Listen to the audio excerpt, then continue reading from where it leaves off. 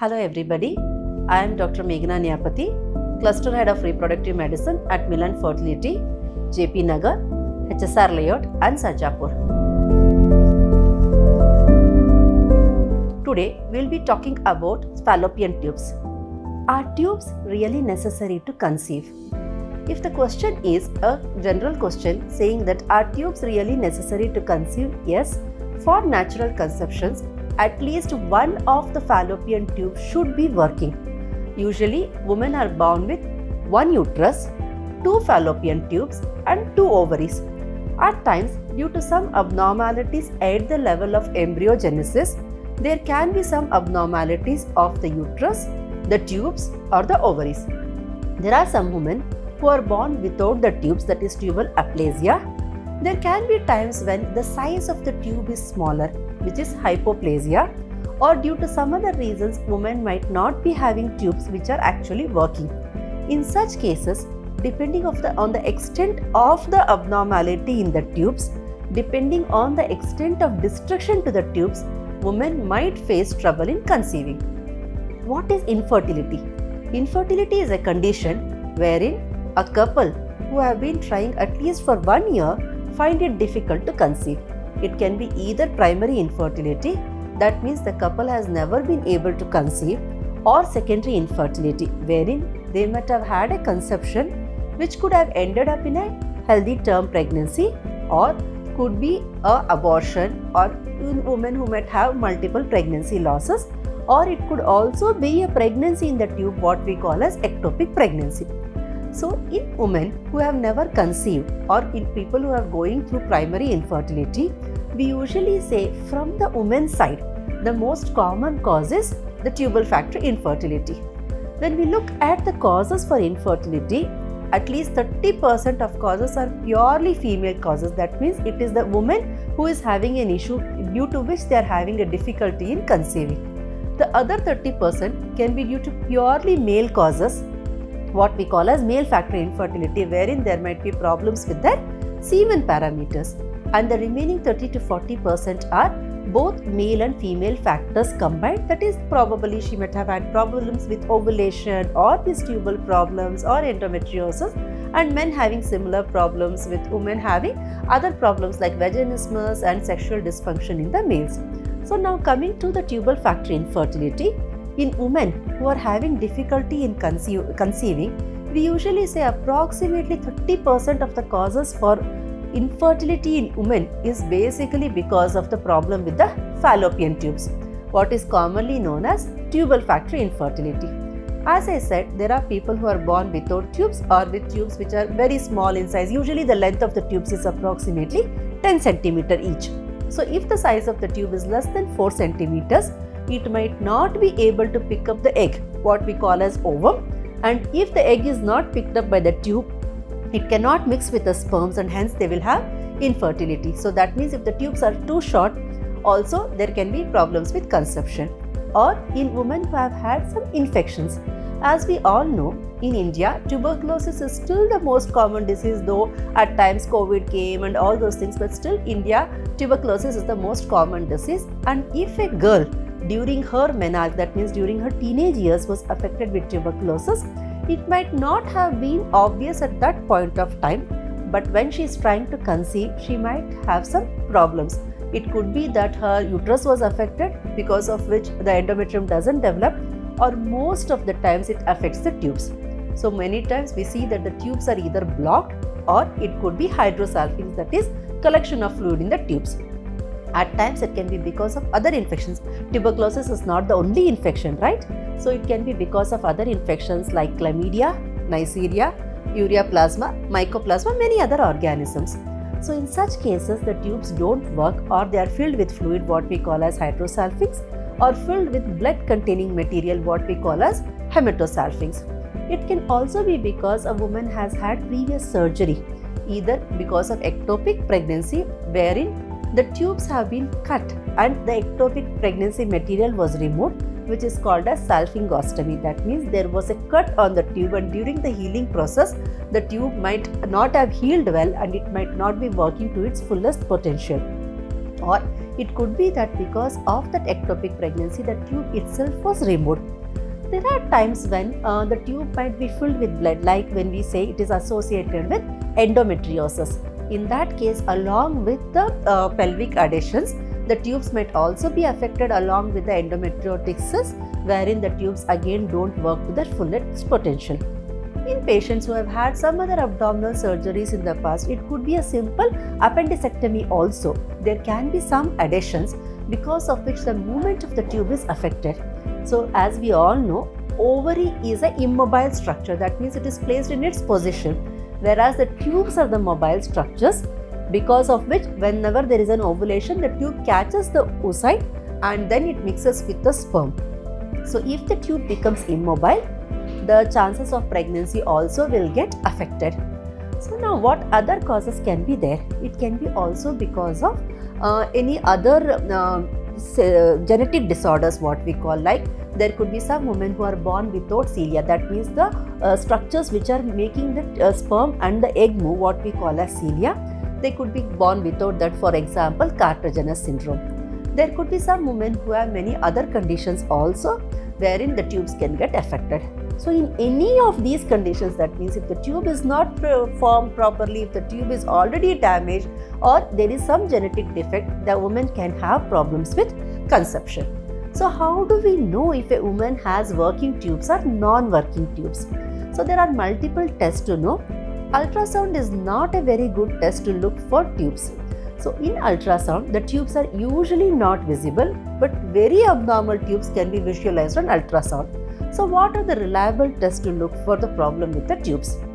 One of the most commonly done tests is hysterosalpingography, which is commonly called as HSG. This is usually done before the 10th or 11th day of the cycle. That means after the woman has stopped her bleeding, which usually happens by day 5 or day 6 of the cycle, and before she has ovulated, which is usually day 14 of a 28-day cycle. So that means between day 6 to day 11 of the cycle, this test is done under X-ray guidance. A dye is passed from the cervix through the vagina from the cervix, and the presence of this dye within the tubes is noted, which will say if the tubes are fine. If there is the passage of dye through both the tubes, then we say that the tubes are fine. Along with that, we can also make out if there is a defect. That means that the dye is not visible on the X-ray. At what stage, at what level of the tube it is blocked, whether it is a corneal block, isthmic block or fimbrial block, all these can be made out on the HSG. Sometimes we see that the dye passes all through the tube, but we see that there is pooling of the dye at its end, what we call as the terminal pooling of the dye, which is again indicative of hydrosalpinx, that means collection in the tube. Any tube which has collection will not work properly. The disadvantages of this test is, yes, it might be a little painful, and along with that, some people might have allergy to this dye. But the allergy sometimes can be reduced to a great extent by the water-soluble dyes which we are using nowadays in our practice. So the pain can be easily managed with the help of very simple painkillers. So the sensitivity is around 85%, which is actually quite good, with a specificity of 75%. So this test will tell us if the tubes are fine. The other commonly performed tests are SSG. This is a sonosalpingography, which is an ultrasound based test. So plain ultrasound, as I said, will not detect the tubal problems. Whereas with SSG, we can certainly make out if there is a problem here. With the help of a Foley's catheter, approximately 100 to 200 ml of saline is passed through the uterus, and when we see the passage of the fluid through the tubes, we can make out the tubes are fine. The only disadvantage is that we cannot give a fill-in for this, so it doesn't become subjective. Then there are certain other tests like phalloscopy also, which can detect whether the tubes are fine or not. The gold standard, that means these are some of the tests which are only diagnostic. That means you can say that there is a problem, but you cannot treat them at the same sitting. So when we look at which is the best test, that is through laparoscopy. So the advantage of laparoscopy is you can even diagnose and treat at the same time. That means it is both a diagnostic and a therapeutic test. So here, along with laparoscopy, a hysteroscopy is also done. and we pass the dye, like how we pass during the HSG also. We pass the dye and look for the passage of this methylene blue dye, which is blue in color. Look for the passage of the blue colored dye through the tubes coming out into the peritoneal cavity. If it happens properly, then we say the tubes are patent. So how do we detect if there are problems in the tube?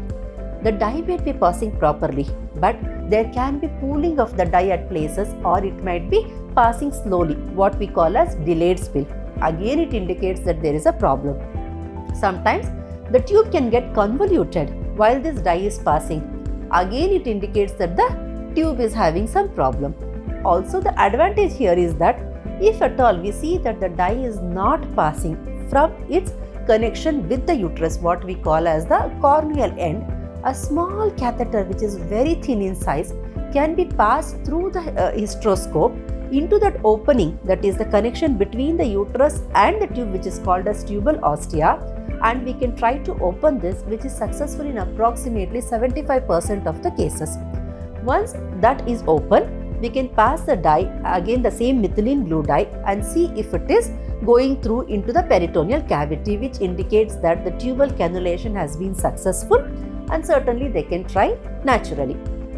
Once the tubal cannulation is successful, at times it can be successful bilaterally or unilaterally. Even if one tube is open, then they can have chances of conception naturally, or if at all required, they will be going through the IUI. So these are some of the commonly performed tests for tubal patency. Now, if somebody has a problem with the tubes, how do we go about treating? Just because a woman doesn't have tubes doesn't mean that she can't conceive. And we all know that the first IVF conception happened to a woman who had bilaterally blocked tubes. That means IVF came into existence basically for women with blocked tubes. With that history in mind, certainly yes, IVF is one of the options for tubal factor infertility. But at the same time, if a woman has one tube which is functioning, that means either her right tube is working or her left tube is working, her chance of conception is more if the follicle comes up on the side where her tube is functioning. So that means usually a woman has a 28-day cycle, approximately getting 12 cycles in a year. So we all know that most of the times ovulation happens on either side in consecutive cycles. That means if it is right in this cycle, next cycle the left ovary might produce a dominant follicle. Her chance of conception will be more when the ovulation happens on the side where her tube is working. There is something called transperitoneal migration of sperms. That means even if it has happened on the opposite side, a woman can get pregnant. But when we are talking about improved chances, it happens when it comes on the same side. So that means a woman with a single tube can also conceive. But in case it doesn't happen after trying multiple cycles, or during the process of investigation, we find that there is a problem either with her ovulation, that means she is not ovulating properly, or we find that the problem is with her husband, that means his semen parameters are not good, or there is a problem with the endometrium not picking up. In that case, IVF will become the next preferred treatment.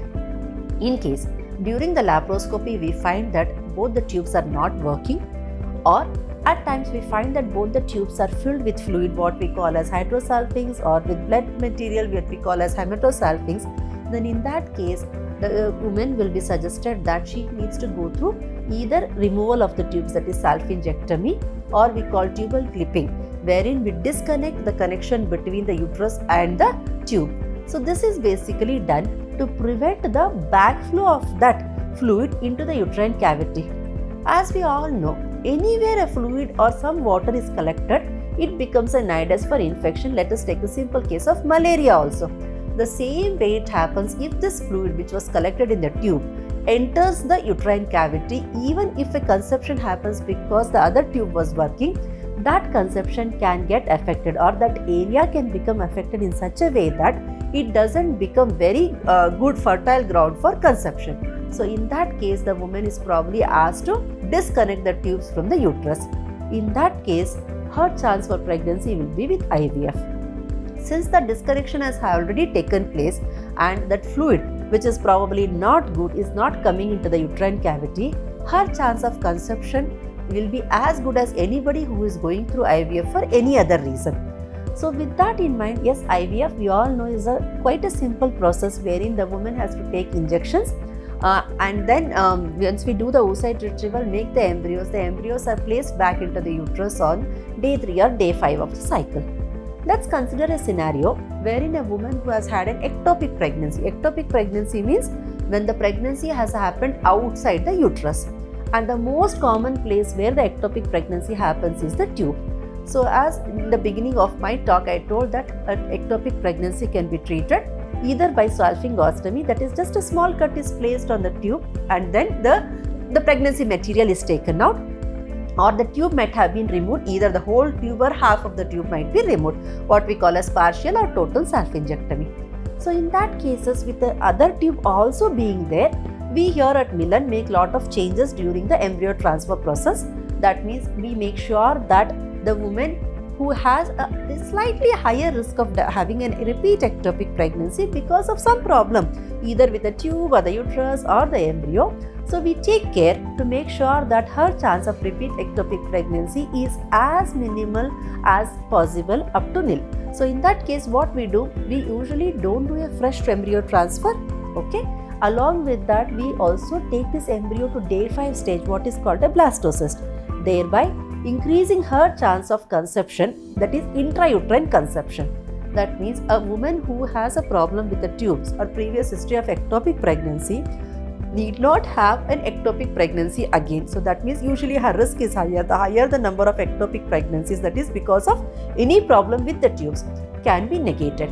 So with all these things, certainly we can make sure that a woman, even with or without tubes, or whose tubes are not working properly, that is with diseased tubes, can happily have her own child without resorting to other sources. So if any woman who is having difficulty in conceiving, or there is a doubt that she could be having a tubal pathology, please meet your fertility specialist at the earliest and get yourself checked.